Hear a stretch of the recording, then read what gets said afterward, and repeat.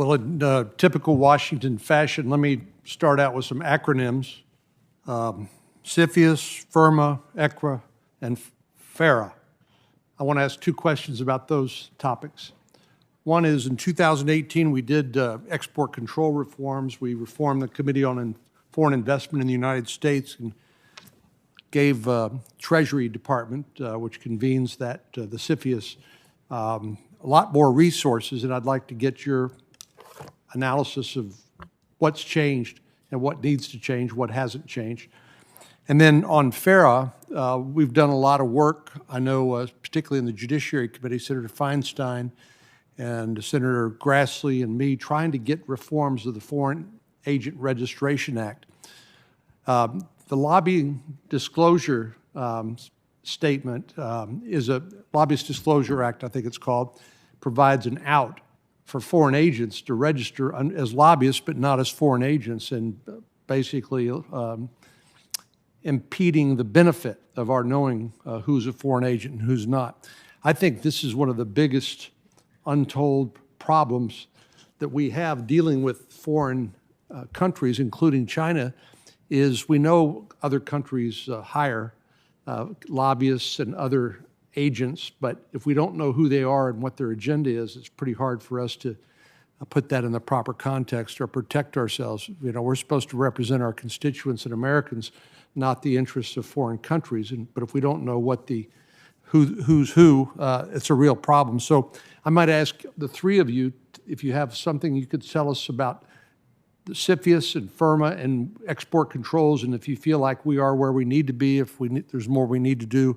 And then I think I heard Mr. Pottinger talk about FARA as I was walking in, but I would invite any one of the three of you to talk about that issue as well. So maybe, Mr. Evanina, can we start with you? Thank you, Senator, and great question. And all three, CFIUS, FARA, and FIRMA, are very important aspects of how the government deals with this epidemic. I do think that subsequent to the legislation in a few years ago, I think we still need to appropriate more resources to it. I think, yes, it was housed in Treasury, but there are a multitude of other agencies who could add value to that, who did not increase resources to that effort. So I do think it's the right vehicle. There's just not enough people in that vehicle to do that work. So I'll caution with that. Secondarily, I think the premise of some of these is a little skewed because, as Anna talked about, the non-traditional collectors who come here either wittingly or unwittingly working for the Communist Party of China don't know they're lobbyists and don't know they're here registering as a foreign agent. Most likely they're not. And oftentimes they can conduct high-level research at a ceramics lab or an institute and then get a phone call one day by someone back home. They don't know that they're an agent of a foreign power and they don't know that they're a lobbyist. So I think sometimes the nomenclature and lexicon needs to be shaped and formatted more towards the non-traditional collector.